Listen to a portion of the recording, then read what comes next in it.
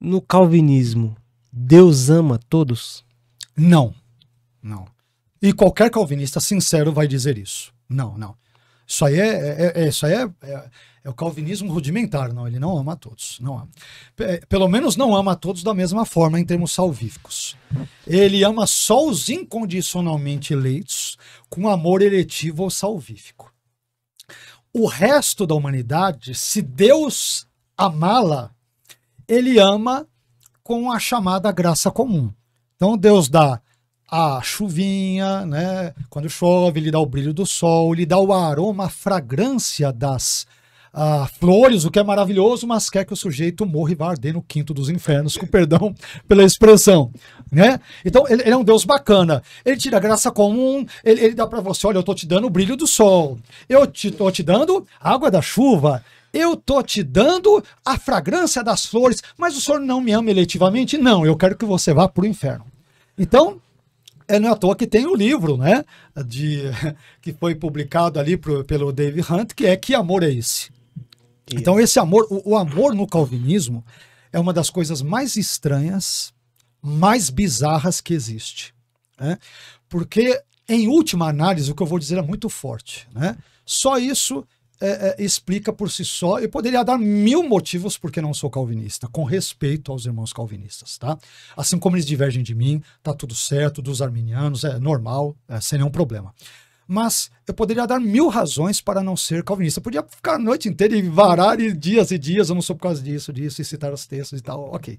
Mas um dos motivos mais fortes para não ser calvinista é que, em última análise, o que eu vou dizer é muito, muito sério. Em última análise, todos os argumentos calvinistas, em última análise, se esforçam para no final dizer: Deus não ama a todos e não quer salvar a todos. Eu não sei se isso enche alguém de esperança, eu não sei se isso é o evangelho, eu estou sendo irônico, é evidente que isso não é evangelho, né? Mas todo o esforço, toda a argumentação do calvinismo, em última análise, é para dizer, em resumo, Deus não ama a todos. Jesus não morreu na cruz por todos. E ele, portanto, não quer salvar a todos. Só que aí a gente vai ter de novo N problemas. Cada argumento que eu uso aqui abre uma caixa de Pandora para N situações catastróficas em termos teológicos e filosóficos saírem, né? Então, peraí, como assim? O próprio Deus nos evangelhos, por meio de Jesus, quando perguntam para Jesus: mestre, qual que é o resumo da lei dos profetas? O que ele diz?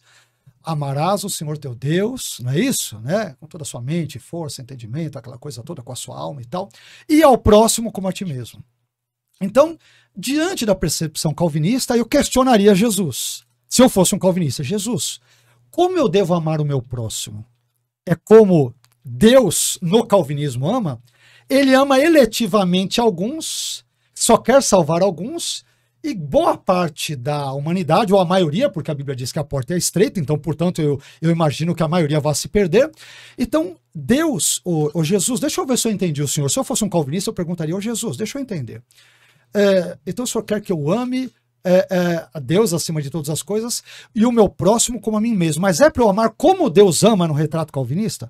Se for, eu vou escolher só uma meia dúzia para amar e o resto eu quero que se exploda. O resto eu vou dar o brilhinho das estrelas, a luz do sol, eu vou dar a fragrância das flores, mas não quero que vá para o céu não, tá? Eu só quero que você coma bem, encha a barriguinha nesse mundo, e no mundo por vir, o problema é seu, você vai para o inferno. Então a pergunta é: que tipo de amor, eu posso chamar isso de amor? Que amor é esse? É um amor, no mínimo, estranho, é um amor bizarro, é um amor anormal, não é aquilo que eu entendo como amor. Aí eu leio Jesus, se eu fosse calvinista, eu entraria em parafuso. Eu já disse, se eu fosse um pastor calvinista, eu acho que eu não sei, eu teria ido para o hospital, eu já tinha abandonado o ministério e tudo, né? O bom é que está determinado já. Não dá. Como que eu entendo textos como o de Lucas? Jesus diz: sede misericordiosos como o vosso Pai é misericordioso. Deixa comigo, Jesus. Eu vou ter misericórdia só dessa meia dúzia que eu vou eleger incondicionalmente para a salvação. A maioria eu quero que se perca no inferno. Eu vou usar esse tipo de misericórdia, ok? Tá tudo certo? Isso não é misericórdia. Então, você entendeu? Então, observe que esses pontos no calvinismo, eu estou citando 0,5%, é a ponta da ponta da ponta da ponta do iceberg. Esses motivos, entre tantos e tantos e tantos outros inumeráveis, é que me fazem não ser calvinista. Né? Porque a conta não fecha. A teologia não fecha, a leitura da Bíblia não fecha, a exegese não fecha, a teontologia não fecha, a liberdade humana não fecha, a antropologia teológica não fecha. Fica tudo em aberto, né? As pontas ficam todas soltas, tudo fica complexo.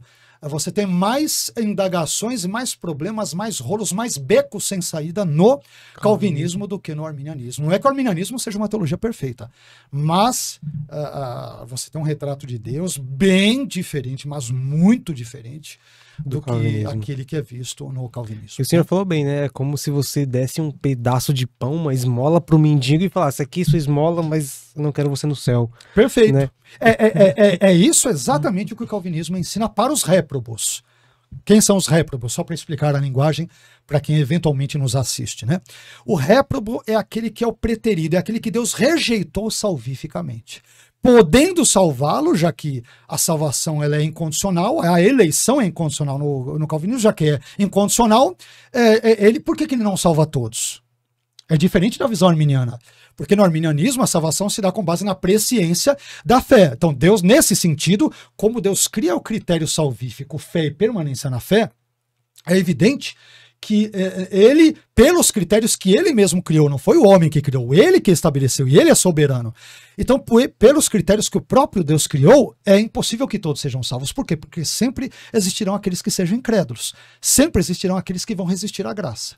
Agora, na visão calvinista, não. Como a eleição é incondicional, não depende de nada de ninguém. Por que já não elege todo mundo?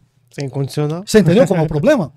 Então, isso aí é sério. Então, podendo eleger todos, já que é incondicional, porque ele escolhe apenas, como eu costumo dizer, uma meia dúzia de sortudos, com bilhete premiado. Alguns recebem a telecena da vida eterna, né? O bilhete, aí a loteria da vida eterna, outros não. Por quê? Né? Então, assim, é complicado, né? Crer em um Deus com essas características, para mim, é inviável.